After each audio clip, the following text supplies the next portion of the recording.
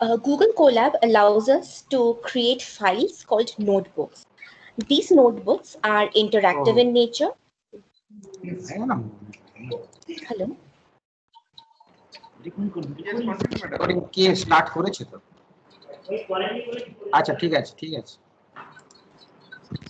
Should I continue or begin again? No, you can continue. Okay, okay. Actually, there is some background noise. Okay, fine. We're trying to. Okay. So these notebooks are interactive in nature, which means that we will be able to run small parts of code and get the output immediately instead of having to run the entire code at a time, as we do with programming languages like C, C++, or Java. So what you see in front of you is a Google Colab notebook. As you can see, it contains images, text, as well as code, which we'll see later. Now, the most important feature of Colab notebooks is that it lets you run Python code without having to install anything on your system. So all you need is a Google account and a web browser.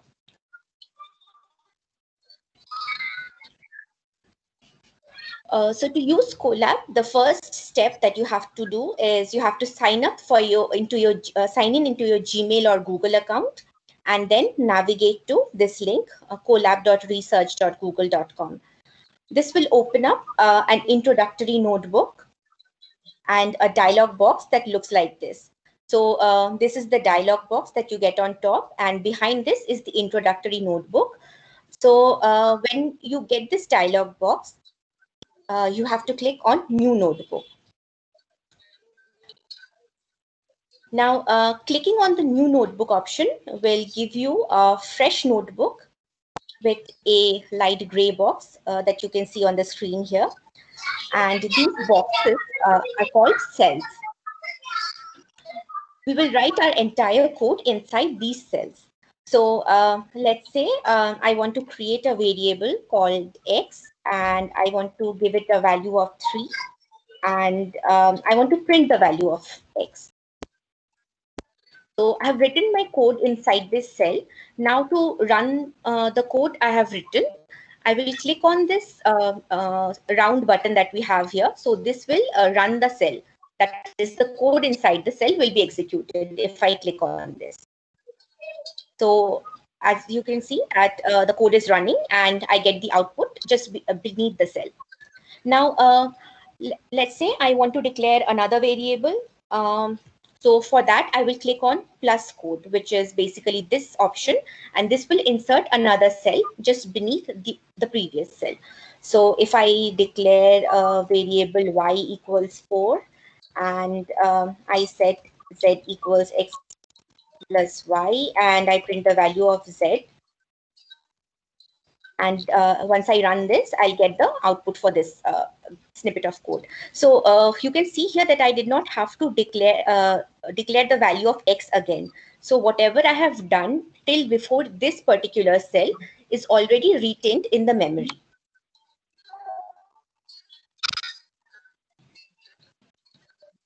So I have a question from Madhulina Sarkar saying, please show how to upload file in Google Colab. I'll come to that later in the talk. So please bear with me. Okay, so this is what a fresh notebook looks like. We now know that these are cells, and we can write our code in these cells, and we can click on this button to execute them. So now that we are familiar with the basics of Google Colab, like we know how Google Colab looks like and how it works. So now we are going to start our lab session formally. So in this session, we will look at two very popular Python libraries. The first one is a machine learning library called Scikit-learn, which is the most popular machine learning library that we have in Python. And the second library is Tensorflow, which is the most popular deep learning library that we have in Python. So Scikit-learn basically gives us ready-made templates that we can use to build our own machine learning models. So it has built-in templates for popular clustering models like k-means, classification models like k-nearest neighbors, SVM, and many more functionalities that we can use without having to implement everything from scratch. So it takes care of all the back-end details, all the nitty-gritties, and all the mathematical computation, and it just gives us a template which we can use to create our own models.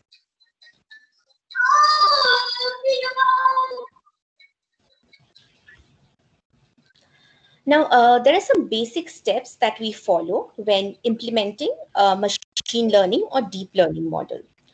The first step is loading data, and the second step is data pre-processing. The third step is training, followed by prediction. Now, depending on the data that we are using, the problem that we are trying to solve, or the model that we are using, there can be some additional steps as well.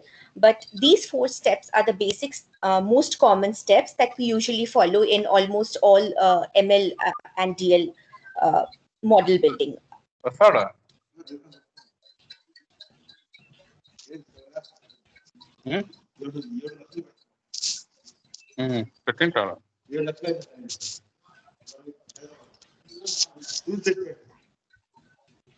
So now we are going to start with the first step, which is loading data. Now, there are 2 ways to load data in Colab. The first option is where we use an inbuilt data set. So these are inbuilt data sets that are available with Scikit-learn. And the second way,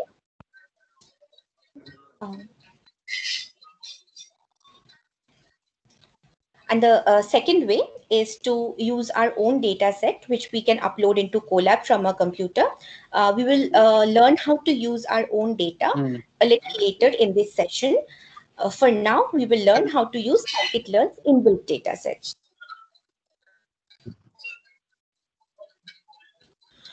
Now, Scikit-learn has some popular data sets included with it. These inbuilt data sets are generally small in size, say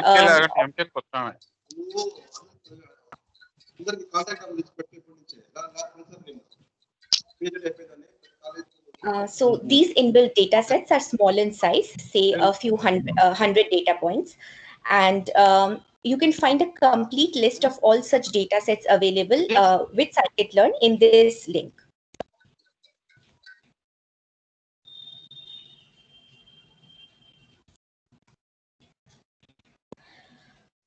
Okay, so now we are going to look at the iris dataset, which we are going to use for our first demonstration.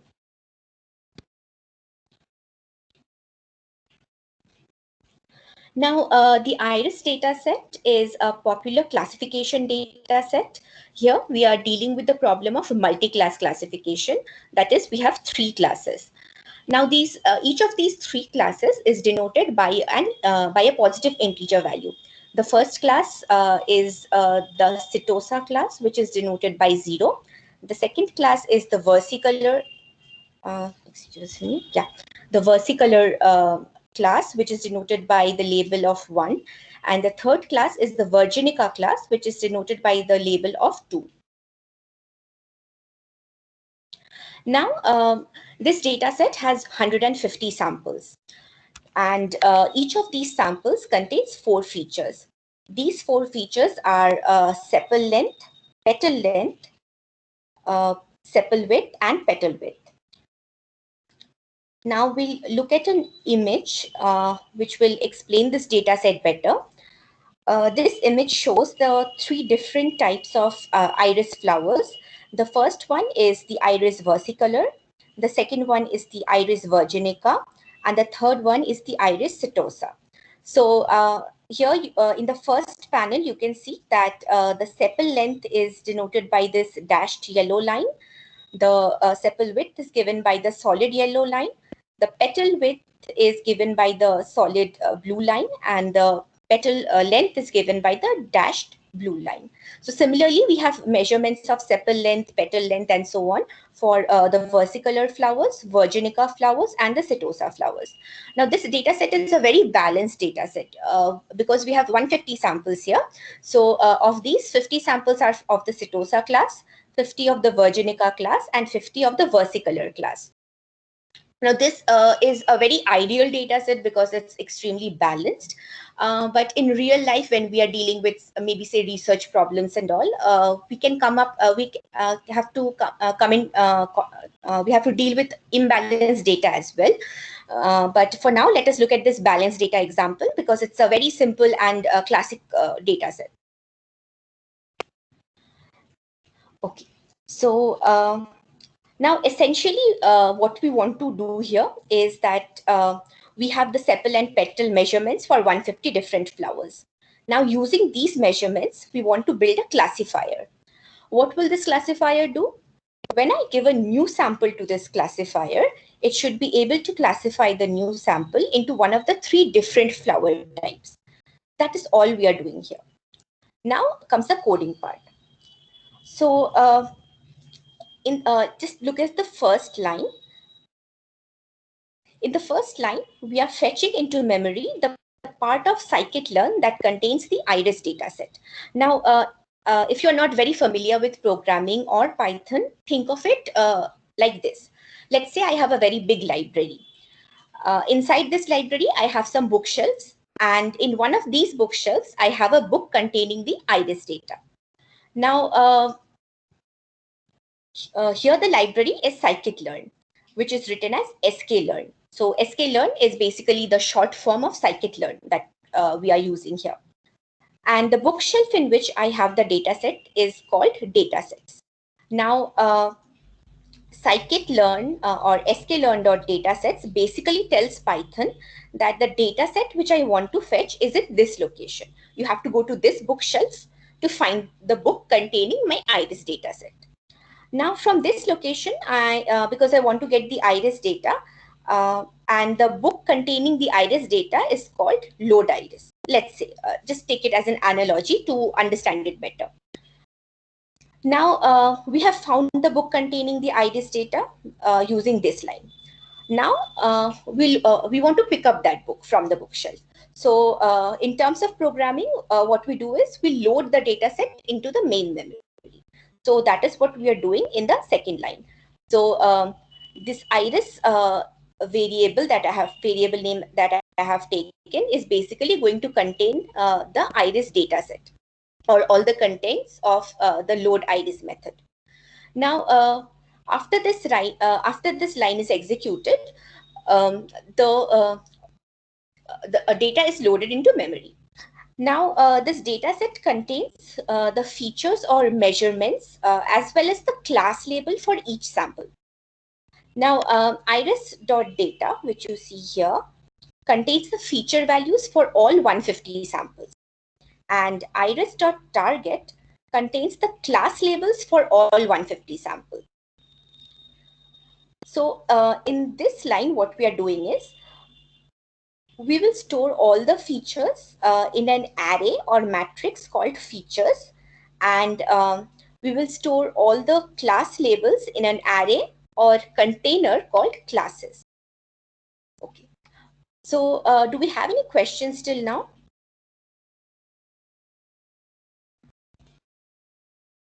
Okay. So okay, fine. So we'll proceed. Now, I want to see the shape of the container or the array in which I have stored my features. So these are the lines that I have in this cell. Now, I'm going to execute this cell. So all the lines inside this cell will be run, and the features shape will, the shape of the features matrix will be printed. So the shape is 150, 4. So as you can see that the array has taken the shape of the features that we had. The 150 here tells us that the number of rows in this array is 150, and the 4 here tells us that the number of columns that we have in features is 4. This is because there is 1 column for each feature and we have 4 features.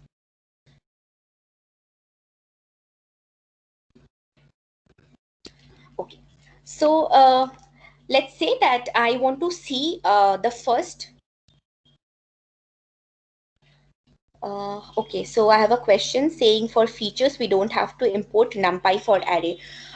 We don't have to import NumPy for array because this data set is already pre-processed and loaded into a scikit-learn dataset format. We will use NumPy in the later example that we see where we load our own custom data. So for this example, because we're using an inbuilt dataset, we do not need any external library like NumPy. I hope that answers your question. Right.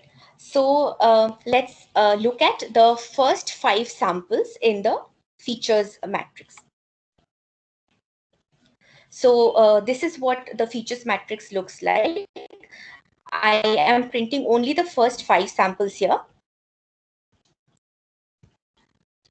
Now you can see that each row contains the features of one sample. So the first value will be for petal width, the second one for sepal width, and so on. So this is what the first 5 samples looks like. If I want to print, say, the first, say, 15 samples, I'll just change this to 15. And once I run this, then we'll get the first 15 features for the first 15 samples. Now, let's look at the classes shape. So this has the shape of 150. So basically, we have one class label for each of the 150 samples. Now, let's print the first 5 class labels that we have. So the first 5 class labels that we have are all 0. And let us also see the names of the classes. So here the class labels are 0, 1, and 2. If the class label is 0, it means that the flower belongs to the setosa type. If the class label is 1, it means that the flower belongs to the versicolor type. And if the class label is 2, then the flower is of the virginica type. So now that we know what our data set looks like, the next step that we follow is we split data set into 2 parts, the training set and the test set.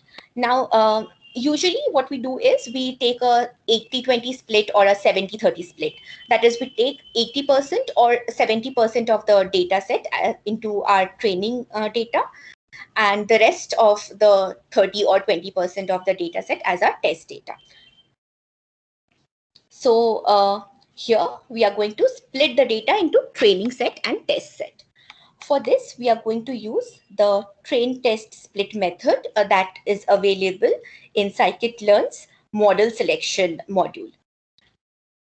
Now, just pay attention to this part of the next statement. So what we are doing here is we are taking the train test split method and we are passing the features matrix and the classes matrix into it.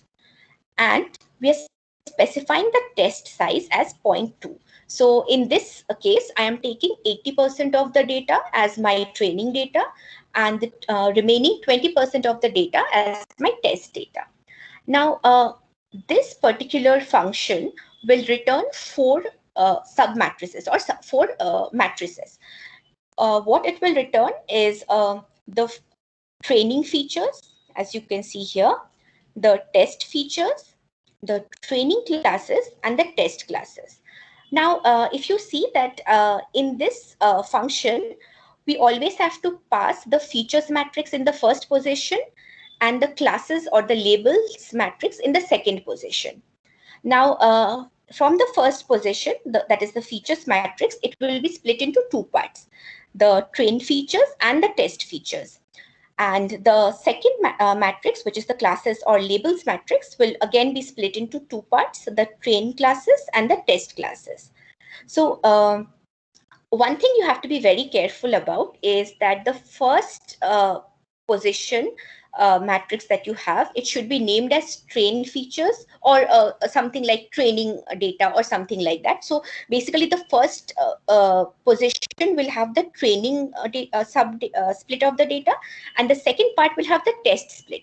By mistake, if you write test features at the first position and train features in the second position, what will happen is it will code will not give you any error, but the test features will contain 80% of the samples and the training features will contain 20% of the samples, and that will give you a very badly trained classifier. So just be careful with this because this will not throw you an error.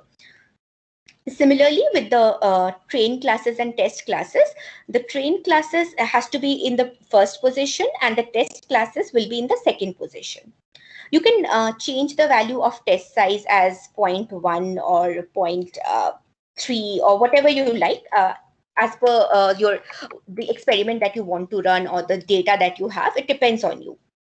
Now I want to see the shape of my train features matrix. So these are the 3 lines that I'm executing here. So the shape of the train features matrix is 120, 4. So 80% of the 150 samples that we have, that is 120 samples have been put into the train features, and the shape is 4 because we have 4 features in each sample. Similarly, now let's look at the first 5 samples in the train features matrix. So these are the first 5 samples. Now, if you notice that, let's look at the first sample here. This is 6, 2.2, 4, and 1. And if I look at the output of features, you'll see that the first row contains features that have a different value. This is because when we are using the train test split method, automatically the data set will be shuffled. So after shuffling,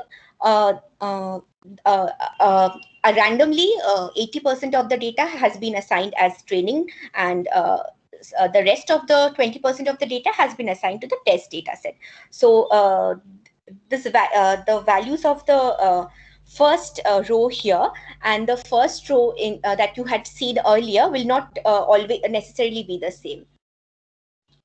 Now, similarly, let's look at the shape of training classes. So again, you see that we have 120 samples and each there's just one column, so it's just 120. Now, let's look at the first 5 training classes or class labels that we have.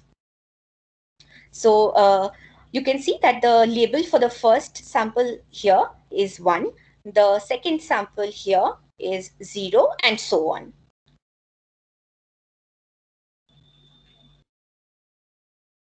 Right. So now we can choose from any of the classifiers that we have in Scikit-learn.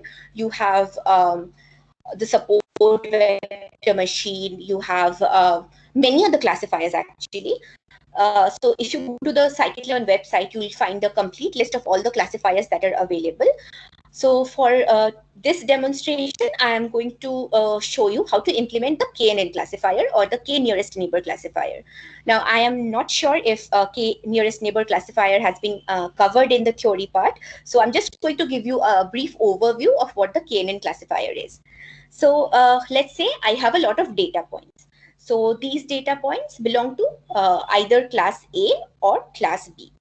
So the red data points that you see here belong to class A, and the green data points that you see here belong to class B. Now, these data sets, let's say that these have only 2 features. The first feature is laid along the x-axis, and the second feature is laid along the y-axis. Now, this space is basically called your feature space. Now, in this feature space, I have positioned these data points. Now, let's say I have a new sample, which is given by this yellow point. Now, I want to classify this yellow point as either belonging to class A or belonging to class B. Now, what the KNN classifier will do is that For this yellow point, it's going to find out k nearest neighbors. So the value of k is generally set to be an odd number. So let's say if I set the value of k as 3, in this case, for this yellow point, the distance from this yellow point to all the points that are in this space will be calculated. After this, we'll find out the points which have the least distance. So let's say that this red point and these two green points have the least distance from the yellow point. These are the 3 nearest neighbors of this yellow point. So from these 3, we will conduct a majority voting. As you can see in this particular example, the majority of the nearest neighbors are green in color, that is, they belong to class B. So we will also assign the label of this yellow point as class B. Now, if we set the value of k as 7, that is, we want to find the 7 nearest neighbors. So these are the 7 nearest neighbors that we have to the yellow point. So in this case, you see that we have 4 class A samples that are the nearest neighbors to the yellow point, and 3 samples of class B that are the nearest neighbors to the yellow point. So because class A is a majority among the 7 nearest neighbors, if we set the value of k as 7, we will assign the label of this yellow point as class A. So if there are no questions regarding KNN classifier, we are going to proceed to the coding part.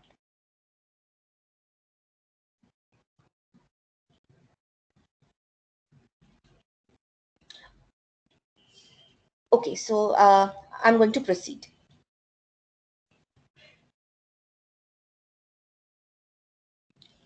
Now, here we are going to build the classifier. So to build the classifier, what we are doing here is we are importing the neighbors classifier object from the sklearn.neighbors submodule. Now, I want to create an object of the class k neighbors classifier. So here I am specifying the number of nearest neighbors as 4, and I also have to tell my classifier what kind of distance I want to use. So by default,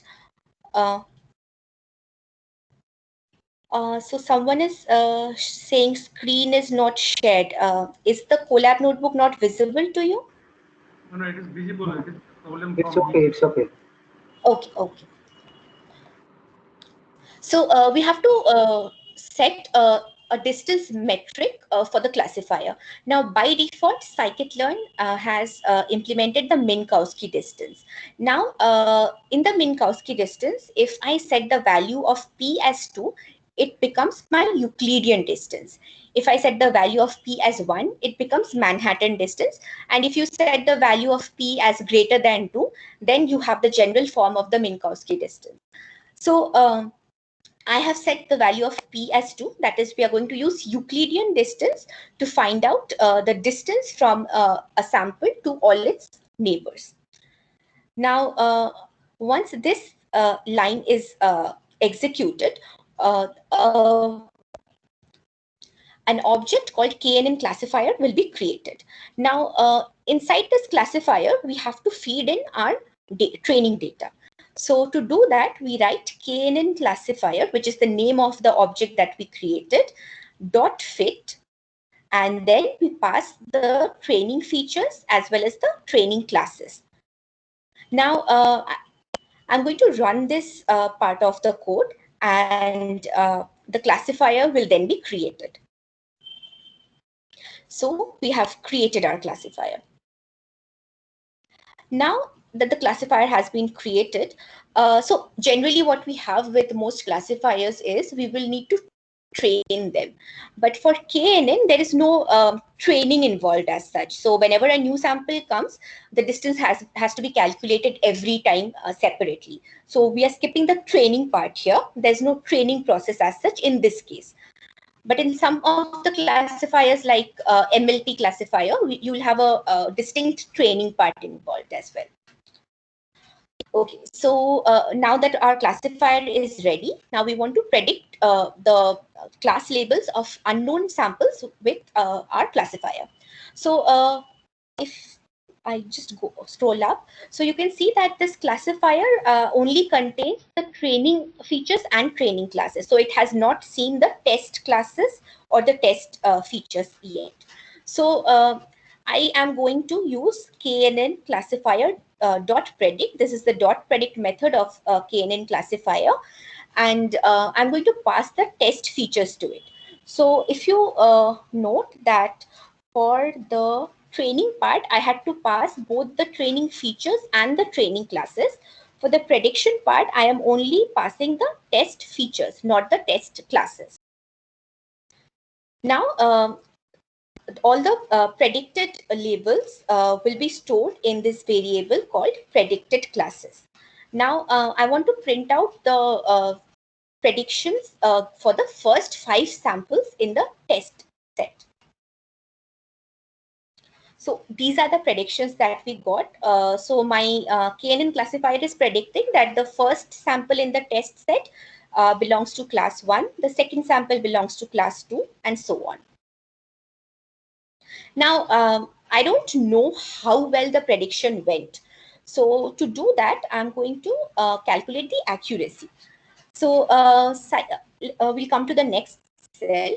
So Scikit-learn has a lot of metrics inbuilt. You have F1 score, you have area under curve, and various other metrics. So we'll use the simplest metric of all, which is the accuracy score. So all the metrics are available under scikit-learn.metrics. So from here, we are importing the accuracy score. Now, I'm going to print the accuracy score here. Now, this accuracy score, to calculate the accuracy score, we need two inputs. The first is the test classes, which is the real label of all the test samples that we have. And the second one is the predicted classes, which is what we got from the previous cell, the predictions given by the KNN classifier. So if I run this, it will give us an accuracy score for my classifier. So we can see an accuracy score of 0.96. So the minimum is 0, the maximum is 1. So it's a very good score that we have so far. Now, yeah. So now let's say that I want to find out the different probabilities that have been assigned to each class. So for that, what we do here is we use KNN classifier dot predict proba. So when we were predicting, we just wrote KNN classifier dot predict. When we want to predict the probabilities as well, we'll write KNN classifier dot predict underscore proba, and then we'll pass the test features. So what this will do is it will give us the probabilities for each class. So let's print the first 15, the probabilities for the first 15 samples. Okay, so here we have the probabilities for the first 15 samples. So all of these are pretty much like 0, 1, and so on. Let's see, let's try some other samples and see if we can find something with different values. Let's say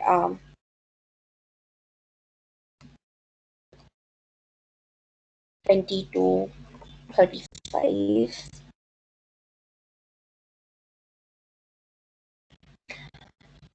No, so we have most of the values as 0 and 1. In some cases, if you run this same thing again, the test split and the training split will be different. You might also get values like 0, 0.75, 0.25, and so on. So from these predicted probabilities, you can see that in the first case, the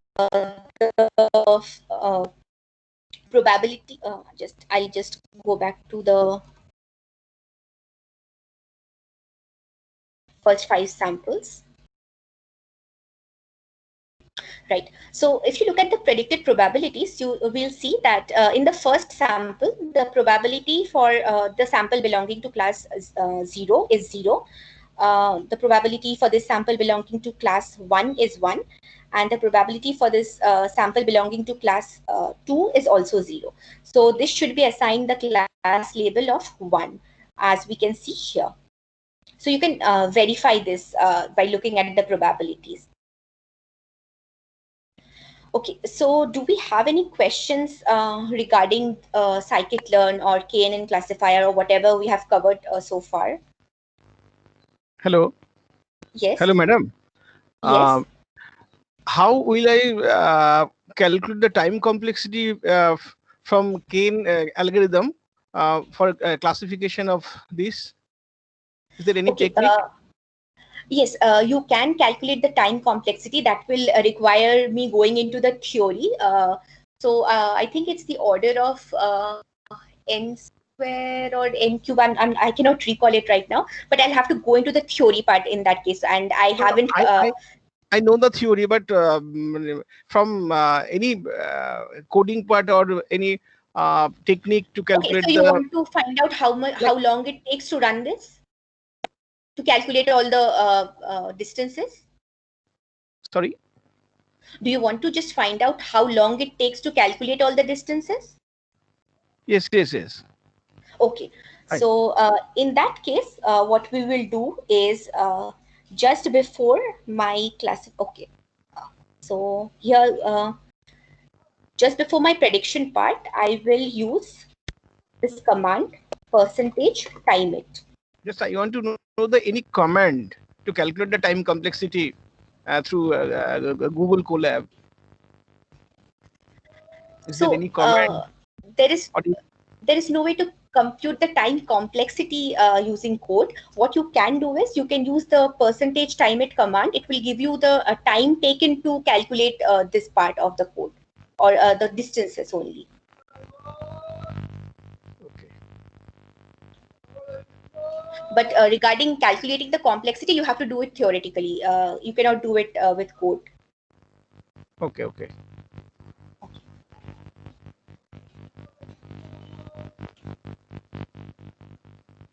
So do we have any other questions?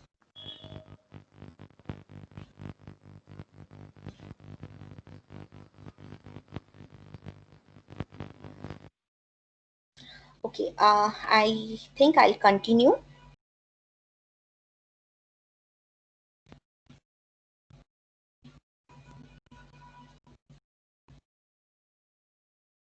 Right. So you can continue because the questions are not coming. Okay. So now we are going to look at TensorFlow, which is an open source deep learning library built by Google. Now, TensorFlow is the most popular deep learning library that is in use right now. The other alternative you have is PyTorch. So TensorFlow has a very big community, which means that whenever you run into any issues regarding your code, you can seek out help on different sites like GitHub or Stack Overflow. And the way TensorFlow works is it builds computation graphs. So you have already covered the theoretical part of neural networks, I think yesterday or before this. So a neural network you can look at a neural network in terms of a graph. The nodes that you have can be considered as the graphical nodes, the nodes in a graph that we have, and the connections between nodes can be considered as edges. So TensorFlow will create a computation graph, and built on this graph, it will run the entire neural net model. It is going to train the model and store the trained model in the form of a checkpoint. And using this, you can predict the results for unseen test samples. So we are going to use Keras along with TensorFlow. Keras is interface for TensorFlow, which is more intuitive to use than raw TensorFlow itself, and of course it's easier to use. So we are going to start with loading custom data sets. So now we come to the part for the question that a participant had asked how to upload files into Google Colab. So the first thing that we have to do is, you can see this sidebar to the left. Here you can see this folder icon, which if you click this, it will open up the files menu. Now here these files have already been uploaded. I'll just delete and show you again. Right. When you open this menu, this is what you will see in the sidebar. Now, to upload files, I will click on this button. So the first button from the left. So it says upload to session storage. I'm going to click on this button. This will open up a dialog box, and I'm going to select all the files that I want to upload to Google Colab and just click on open. And here you can see at the bottom, these files are being loaded. So once these two messages go away, this yellow circle finishes completing. This means that these two files have been uploaded. Now, once these files have been uploaded, I can close this files menu. And the data has now been uploaded. So for the next demo that we are doing, we are using a house purchase data set. So this is a binary classification example where given certain features of houses, I want to decide whether or not I want to buy the house. So there are 5 features. The first one is temperature given in centigrade. The second one is humidity given in percentage. The third feature is light given in lux. The fourth feature is the carbon dioxide concentration given in ppm. And the fourth feature available is water vapor to air ratio. Now, this data set is already split in train and test set. So we have 8,143 training samples and 2,664 test samples.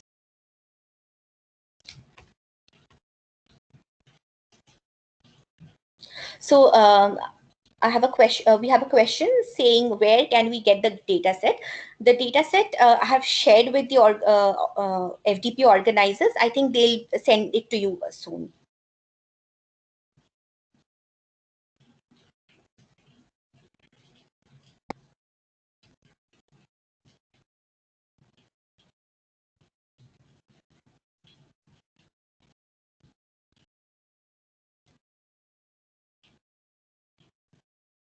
Okay, so now let's proceed. So again, we had a question asking whether or not we need NumPy. So in this case, we will require NumPy because this data set that we are uploading is in CSV format. A CSV file is basically separated by commas, which is why the name comes CSV, comma separated value. So at first I have to import the library called NumPy. So I am importing the library NumPy as NP. So basically this is a short form that is very commonly used for NumPy. If I did not write as NP, if I remove this part, then I would have to write NumPy here instead of np dot whatever it is that I have written. So this is called an alias that we commonly use to shorten the names and like saves a bit of time when coding. So we are importing the NumPy library here, and using the gen from text method of NumPy, I'm going to load the data. Now you have to first specify the path of where the data is stored, and the second thing you have to specify is the delimiter. So sometimes we have files where the features are separated by tab or semicolon or some other character. So in this case, our data has features separated by comma. So to get the file path, what we do is we open up the files menu again, and can we use pandas? That's another question we have. Yes, you can use pandas, and pandas would actually be interesting to use because you can look at the data set in a tabular format, and it's you can also find out do some really cool visualizations with it. But for this demo, we are sticking to NumPy, but of course you can use pandas as well. There's no issue with that. Right. So in the files menu that we have, I'm going to right click. I'm sorry. Yeah, I'm going to right click on the file name whose path I want to get. So here we have 5 options. I'll click on the copy path option here. So I have, now the file path has been copied. I am going to paste it over here. So I use single quotes or double quotes, whichever you prefer. And then I'm just going to paste it.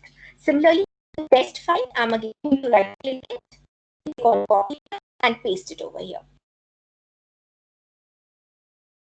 So I hope that answers your question on how to use NumPy as well as how to upload files into Kolaghat.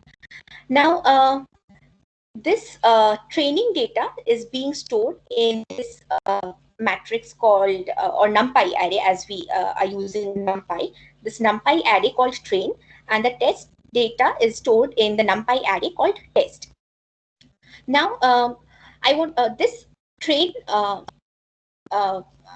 matrix contains the train array contains 5 of the 5 features that we have, and this last column is the class label.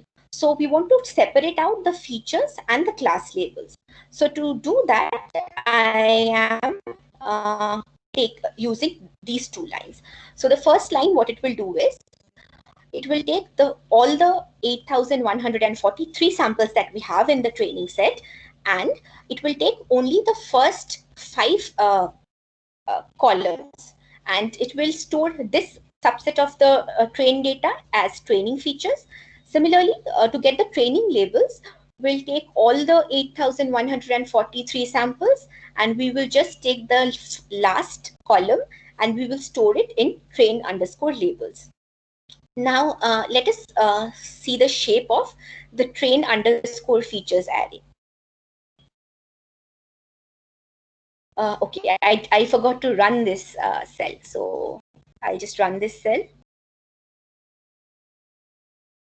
Now I can, if I run this cell, it will work. Right. So this is the shape of the train features array. As you can see, we have 8,143 rows and 5 columns. Similarly, look at the train shape. It has the same number of rows and only 1 column in it. Okay, I have a question saying, is it mandatory to install Python or just can do programming online? So it is not required to install Python. That is why I'm showing you how to use Colab. So Colab will basically require only a Google account and a browser. So it will work on any operating system. There is no installation whatever required. So you just open this link that I have given at the top of the notebook, and you can start coding right away. There's no need to install anything. If you want to install Python, of course you can, but just to save the hassle, we are using Colab here. And another nifty feature that Google Colab has is, if you go to the runtime option, and if you click on change runtime type, here you get a dialog box which says hardware accelerator. So for this case, we are dealing with very small data, so we haven't selected any hardware accelerator. We can use a GPU if you have a large amount of data, and if you have a very large amount of data when you're dealing with big data sets or massive data sets, you can also use a TPU as well. So all of this is provided by Google for free. So this is also a feature that you can get with Colab in case you don't have access to a GPU.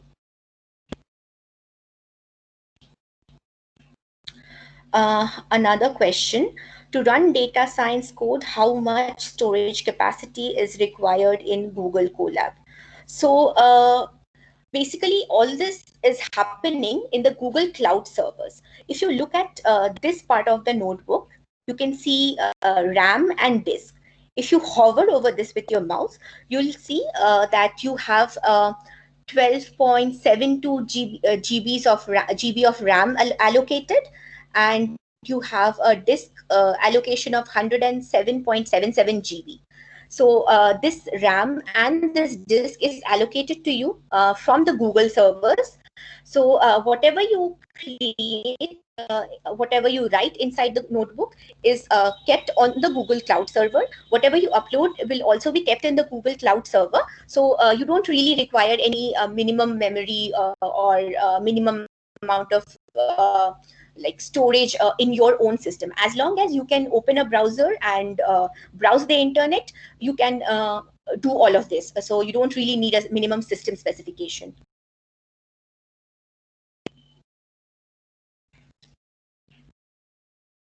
So yeah, so we were here.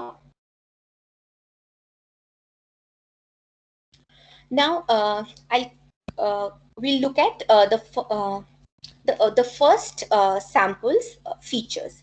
So we're just going to print it, and you can see that the features look like this. This is in the scientific notation.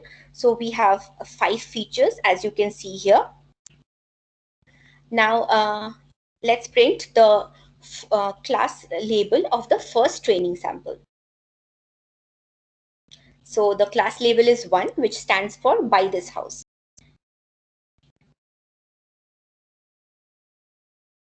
Now, similarly, we are going to separate out the test features and the test labels from the test set. So for this, we are taking all the 2,664 rows and the first 5 columns for the features, and all the rows and only the last column for the labels. And we are printing the shape of test features.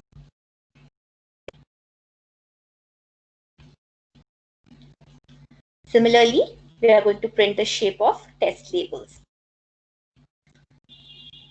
So right now, these printing the test features shape and the test labels shape seems kind of like redundant to you, but when you're dealing with a real application where you're coding for your own projects or research problems, these things become very helpful, because you all sometimes run into errors and you don't know what went wrong and where it went wrong.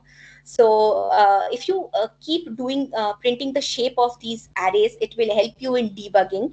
So you know that if the number of rows is not the same, so you know that something went wrong when you were loading the data and so on. So now we are going to implement a simple deep neural feed-forward network. So this is a densely connected network that we are implementing, and for this we are using Keras. Keras models are of 2 types. The first one is the sequential model, and you also have the functional model. So this is a very simple model that we are going to build, which is why we are using the sequential API of Keras. If we wanted to build a model with a lot of branching, where you have multiple inputs coming in, then you have branching in the neural network in different places, you have multiple outputs and so on. So in that case, you would use something called the functional API. So instead of from keras.models import sequential, you would write from keras.models import functional. We're just going to look at the sequential API for now. And you also have different layers built into Keras. So the layer that we are using in this example is the dense layer. You also have layers like LSTM, CNN, and various other layers that are available. So in this case, we are going to be happy with just the dense layer. And once we have imported the sequential and the dense functionality, we are going to create a model. So this model is of the type sequential. So that is what this line does. It creates a blank model, which is of the type sequential. Now this model does not contain any layer whatsoever. So I want to add layers to this model. So the first layer that I am adding is a dense layer containing 5 nodes. Now this first layer is basically your input layer. Now, if you recall, we had 5 features. So for each feature, we require 1 node. So the number of nodes in my input layer will always be equal to the number of features that I have. So I have 5 features, I'm taking 5 nodes. And I'm taking an activation function, which is ReLU. So if you have not covered ReLU, ReLU is basically the rectified linear function where all the values greater than 0, greater than or equal to 0 are retained, and anything below 0, all the negative values are discarded. Now, this is my input layer. Now I want to take 2 hidden layers. The first hidden layer I'm taking has a structure similar to my input layer. It also has 5 nodes. These are the 5 hidden nodes, and the activation function I'm using is also ReLU. Similarly, my second hidden layer also has 5 hidden nodes, and the activation function that we are using is also ReLU here. So the activation function that you choose will have a very large impact on the performance of the model that you create. So ReLU is most commonly used, and it works very well for most of the data sets. So we are using ReLU here for this example. Excuse me. Now we are going to add an output layer to our model. So the output layer will contain only 1 node. Now to decide how many nodes should be in my output layer, I have to see what kind of classification problem this is. So this was a binary classification problem. I have only 2 class labels, 0 or 1. So only 1 node will suffice. If I get the probability as the output probability from the final output node as less than 0.5, I can or less than or equal to 0.5, I can set it as class 0. If it is greater than 0.5, I'll assign the class label of 1. Let's say we have the iris classification problem that we did earlier. In that case, we would take 3 output nodes here. And in that case, instead of using the sigmoid activation function, we would use the softmax activation function. So the difference here would be that the softmax activation function will also give you 3 probabilities, because we'll have 3 nodes, and each the summation of the values that you get, the sum of the probabilities will be equal to 1. So here we have a binary classification problem. That's why we are using the sigmoid activation and only 1 node in the output layer. Now, this model is basically, it has 4 layers: the input layer, the output layer, and 2 hidden layers in between. Now I want to compile the model. So what compiling the model does is it will assign memory, assign this model to memory, and it's going to create a space for this model in the memory so that this model can be trained in the next step. So in the compile step, I have to specify an optimizer. So the most popularly used optimizer that we have is the Adam optimizer. We also have optimizers like AdaGrad, and the most basic optimizer that we have is the SGD, or the stochastic gradient descent. So you can specify the type of optimizer that you want to use just by changing this name. So you can find out what names or what optimizers are available by going to the Tensorflow website. We are using the Adam optimizer here. And we also have to specify a loss function. So this is basically for backpropagation to work, we have to specify a loss function. Here we are using binary cross entropy. And we are also specifying a metric which will let us decide how well the training is going on. And in this case, we are using the accuracy metric. You can use other metrics as well. Now that we have our model ready, we are going to train the model. So to train the model, we use this command model.fit. The model.fit method will take as input the training features and the training labels. So these are the two inputs you have to provide. Along with this, you have to provide a batch size. So I think you have covered batch sizes and epochs in the theory session. If not, I'll just give you a brief overview. A batch size basically tells you how many samples will be processed at one time before the error is being backpropagated. Okay, I have a question, ma'am. What is the role of optimizer? Right. So I think you have covered the stochastic gradient descent in class. So the Adam optimizer is something very similar to that. It is the algorithm that is being used to minimize the error. So the error minimization can happen in various ways. Here, instead of the stochastic gradient descent method, we are using the Adam optimizer, and you have other such algorithms as well. These algorithms that are used to minimize the error or the loss that we have here are called optimizers.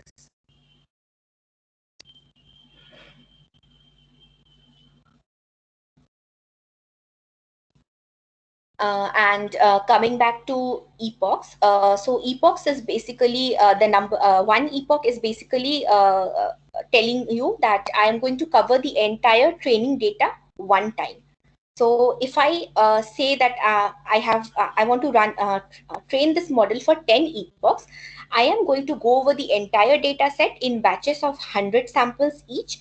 After 100 samples are processed, I am going to backpropagate the error, update the weight matrices, and this will continue till the entire data set is covered. So this makes one epoch. I want to repeat this process for 10 times. So I am setting the epoch value as 10. Now I'm going to run this part of the code.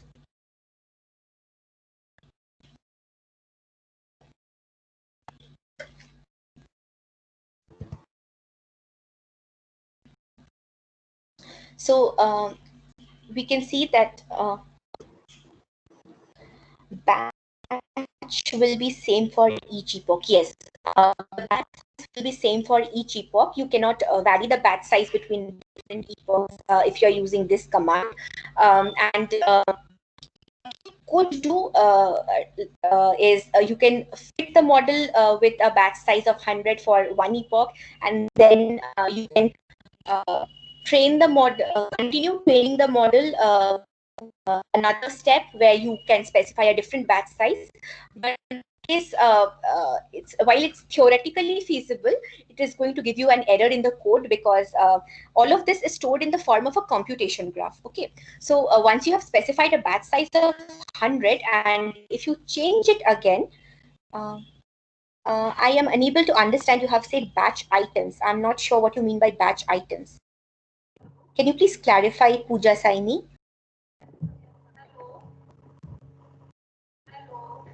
Yes.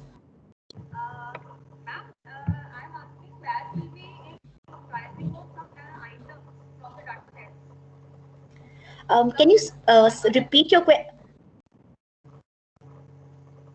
One batch means it will be a collection of some data items. Yes. Then in each iteration, whether that particular batch will comprise of the same data items or it will be different. Okay, that's a very good question. Actually, in this case, the batch items will remain the same. So if I wanted to change the batch items, I would have to use a shuffles variable here, and which would go something like this: shuffle equals true. If I set the shuffle value as true, in that case, the batch items will change in each epoch. That's a very good question that you asked. Okay, thank you. Thank you. So now I'm going to come back to the training process that we have here. So you can see that each epoch is listed here in the output, and each of the epochs, the time taken for each step is also given. And we also have the loss after each epoch. You can see that the loss is decreasing after each epoch is completed, and the accuracy value is increasing. So this loss and this accuracy is for the training data, because this training portion has only been given the training features and training labels. It has not seen the test data yet.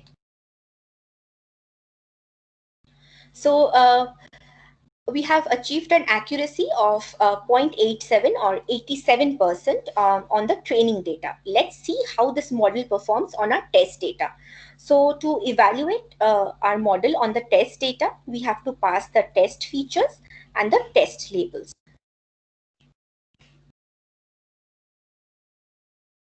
So we see that the loss is 0.46 and the accuracy is 0.89, which is pretty decent. Like 89% accuracy is not too bad.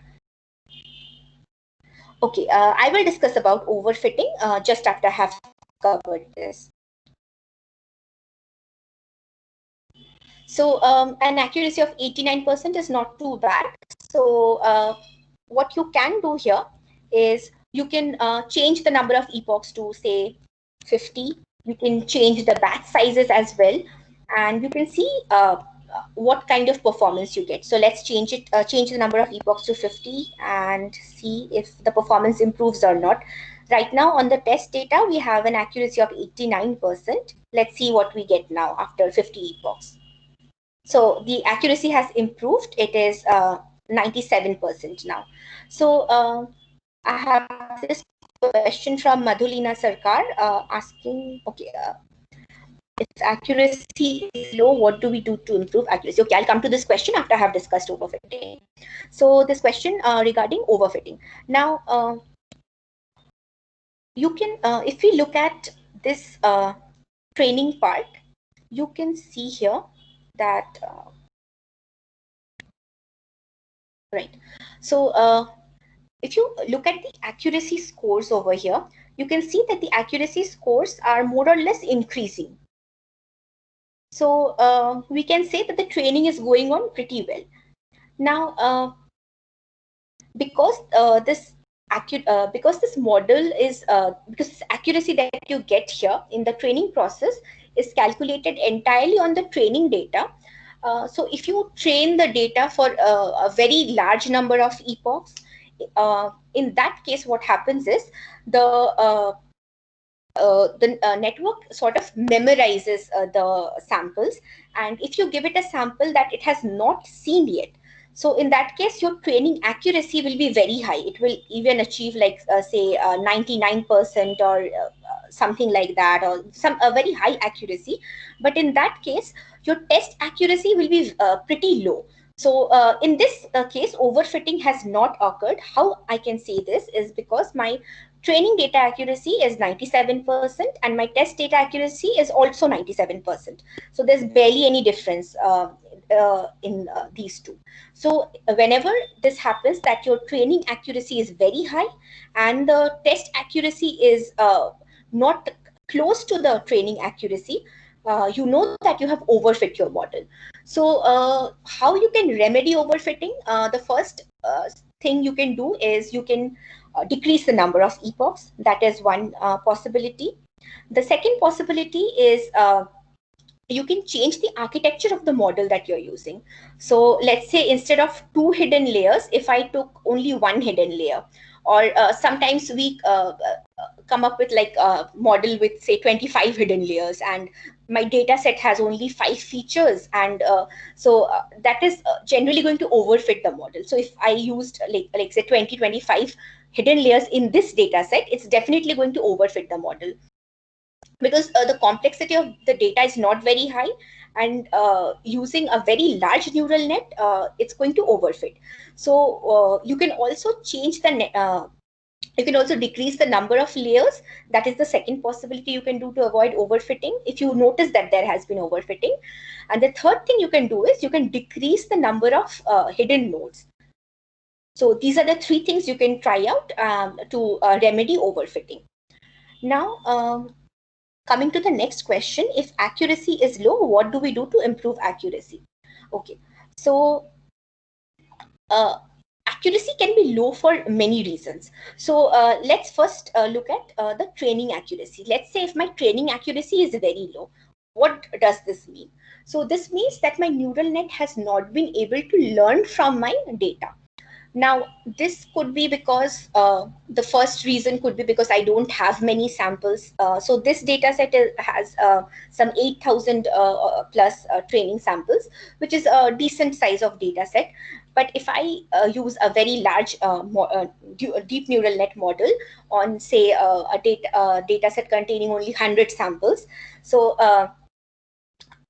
I'm sorry, let's say I have a very large number of features. So let's say I have like a data set with 1,000 features, and I am using this particular this particular network with 2 hidden layers of 5 nodes each. The chances are very high that my training accuracy will be very low because my network is not sufficiently large enough to capture all the intricacies of my data. So in that case, my training accuracy will be very low. And what we have to do there is we can first increase the size of the network. Now, after increasing the size of the network, again, the second possibility that we have is if we have very less number of samples, then also my training accuracy can be very low. The solution for that would be to increase my training data size, which is not always possible. In that case, we generally, in real life, we try out different architectures. So it's cheaper to build a new neural net architecture than to gather data in some cases. So that is one part of low accuracy. The second part is, let's say your training accuracy is decent, but your test accuracy is very low. In that case, your model has overfitted. So so you can try out the remedies that I mentioned for overfitting. And the first example that I gave, where your accuracy for the training data is very low, that means your model has been underfitted. So these are the two possibilities that you can have, and these are the possible remedies that you can try out.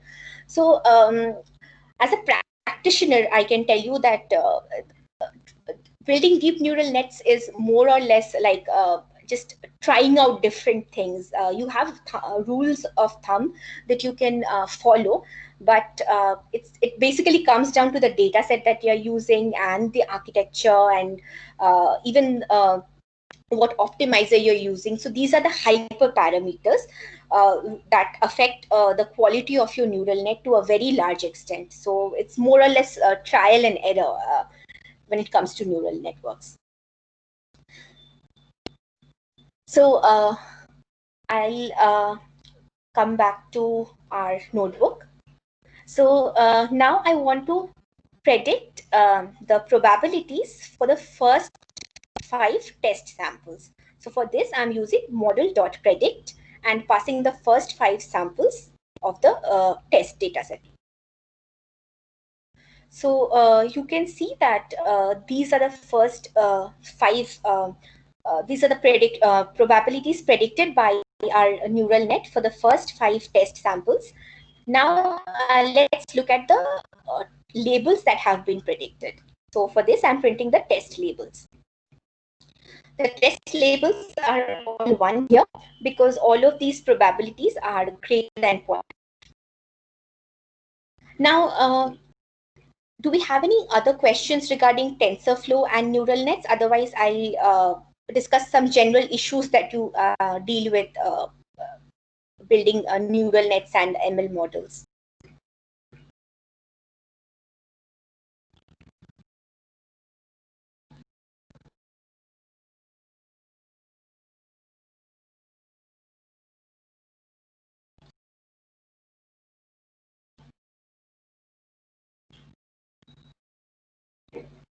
Okay, so because there are no questions I can see, I am going to proceed. If you have any questions, you can put them in the chat box. I'll address them as and when they come. So once you get your notebook, this notebook will be shared with you. So the first thing I would suggest, okay, so the question from Madhulina Sarkar, parallel computing in TensorFlow, right? So by default, we are using a CPU here. So in CPU, the level of parallelism that you can achieve is by multi-threading. So you can set the number of threads in TensorFlow, and that will introduce some amount of parallelism to your code while it's running. But if you really want to utilize the power of parallelism, you would have to set the runtime as GPU. So that will ensure that wherever parallel computations are possible, it will be taken care of by the TensorFlow backend itself. You will not have to write a separate code for that. It's all taken care of by TensorFlow.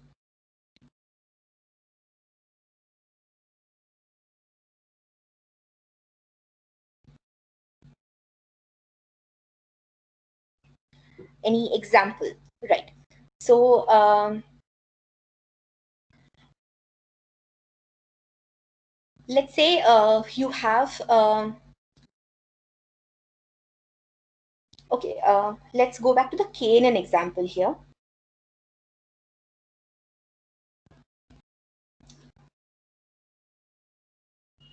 Okay, an example of the code. I do not have it ready, but I will share it when I reshare the notebook with you. I'll share an example of the code for introducing the multi-threading part of a TensorFlow. That will to do that, you will require to use the raw TensorFlow interface. You cannot use Keras to do that. So it's a bit of a it's just 1 or 2 lines of code, but I'll share it with you. I don't have it with me right now.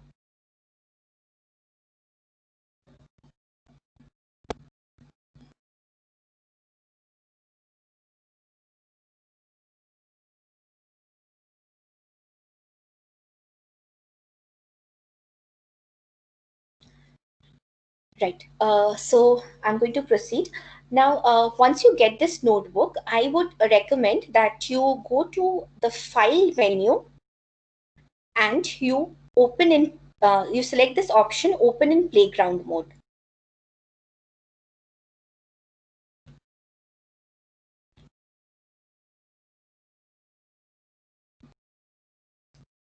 So if you do this, what happens is you'll see this message saying this notebook is in playground mode, changes will not be saved. So what you can do is, once you put this notebook in playground mode, you can play around with the different settings that we have used. So you can change the optimizer, you can change the number of layers and nodes and etc. And you can just try out various options, and that will not change the original notebook, so that you can always refer back to it instead of modifying the original notebook, because it might introduce errors because you're trying it out for the first time. So I would recommend that you try this out in the playground mode. Another issue that I would like to focus on here is that these activation functions that you have, when you're building a neural net, you can try out different activation functions as well. And for that, this is basically, again, going by the experimentation method. You have to just try out different things and see what works for your data. But for the output layer, this activation function is always going to be either sigmoid or softmax. You cannot really play around with this activation function. The other activation functions in the input layer, in the hidden layers, you can change them as per your wish. For the binary classification problem, it will be sigmoid, and for the multi-class classification problem, it will be softmax. So that is something you have to keep in mind. And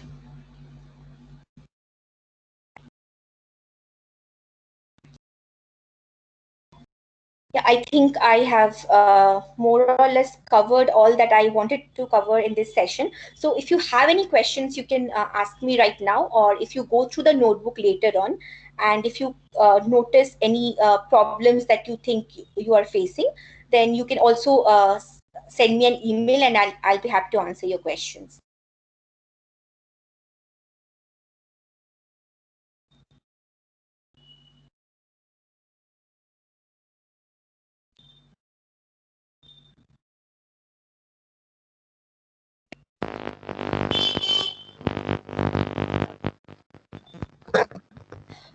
Is it possible to show some steps to use playground mode? Hello. Okay. Yeah. Hello, Yes. madam. If I want to use raw data and before process the raw data, so noise reduction is required. So how can I solve it? So noise reduction, if there is any technique or there is any comment to reduce the noise? Yes, for noise reduction, for principal component analysis, and these different pre-processing steps, Mhm. you have various functions inside Scikit-learn. So I'll just look it up. I'll just open this link and show it to you.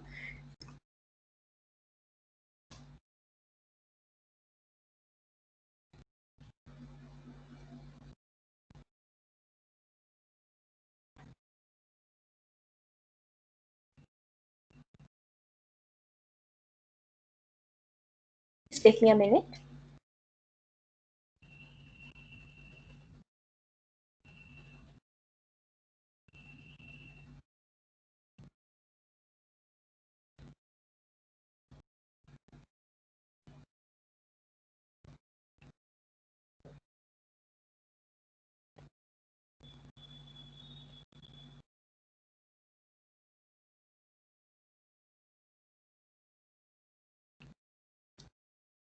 So I hope you can see this.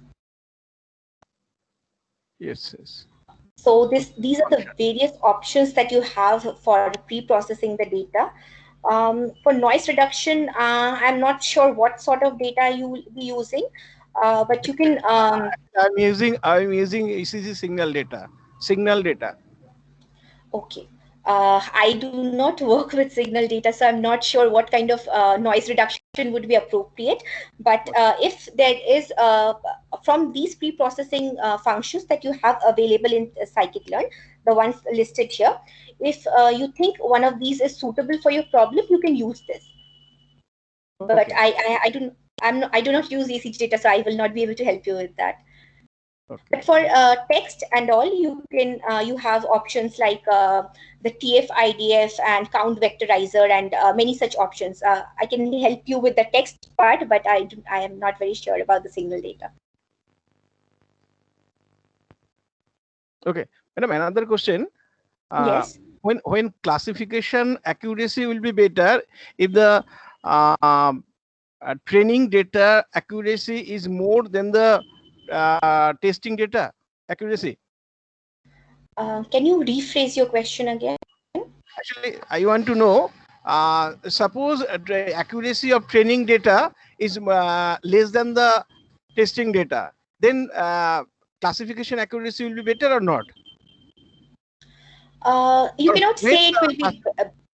when classification result will be better if the accuracy of testing and So training both are same, equal or not?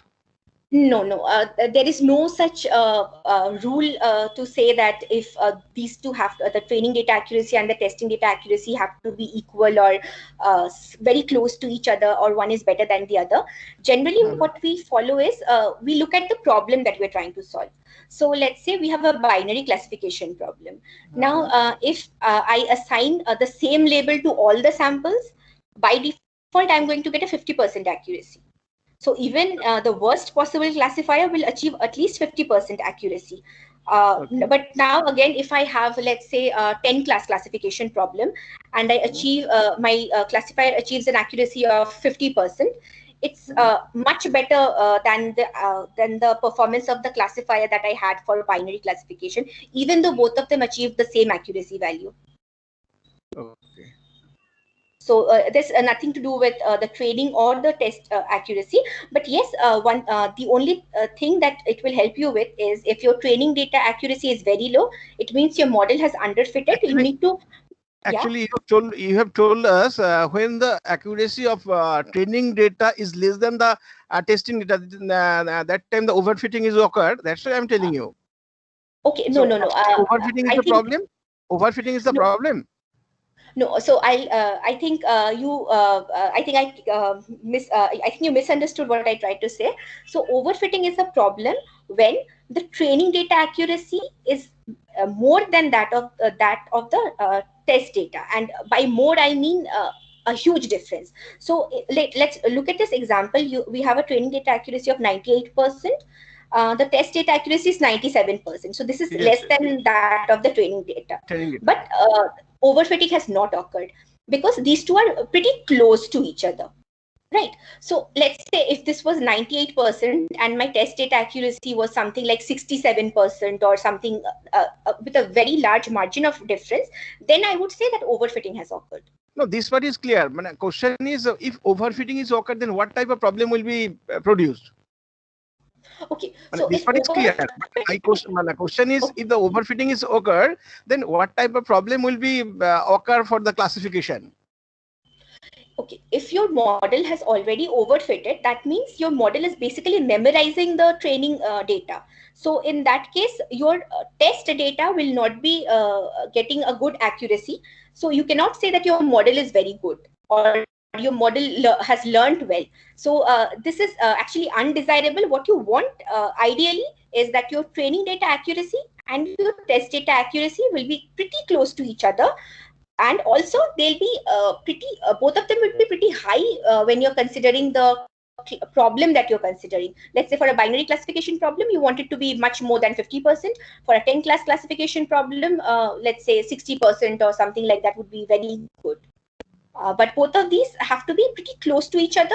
Otherwise, when overfitting has occurred, it means your model is memorizing everything instead of learning or learning from the features. It is not able to generalize. Okay. Okay, ma'am. Thank you.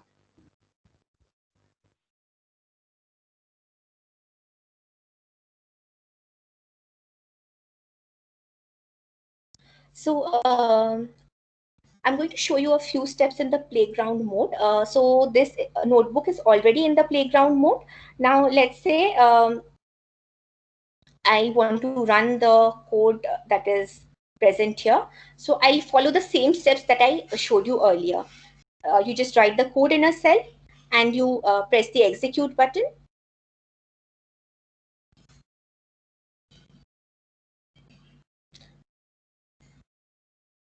So you can see that it is being connected to the runtime.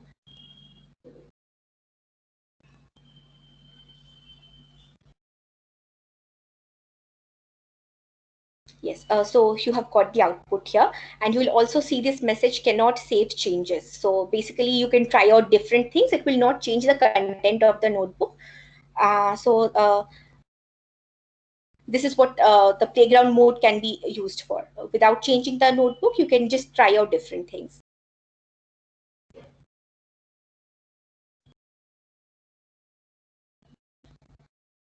Do we have any other questions?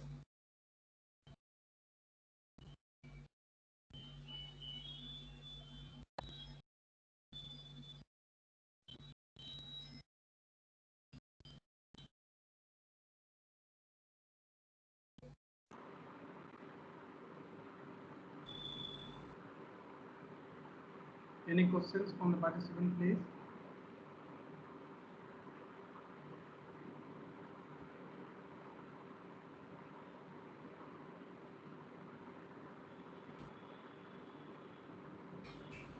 No, I think, ma'am, there is no more question.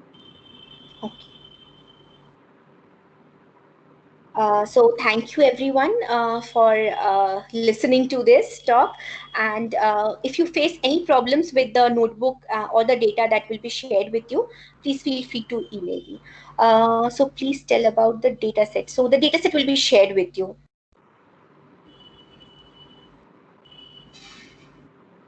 Thank you, ma'am, Thank you so much. for the lab session which you have taken and the informations which you have given. And if anybody is interested, if they have any query, they will just mail you. Since I'm not seeing any other questions coming up in the chat box. Okay, so we will end here. We will come back at sharp to for the next session.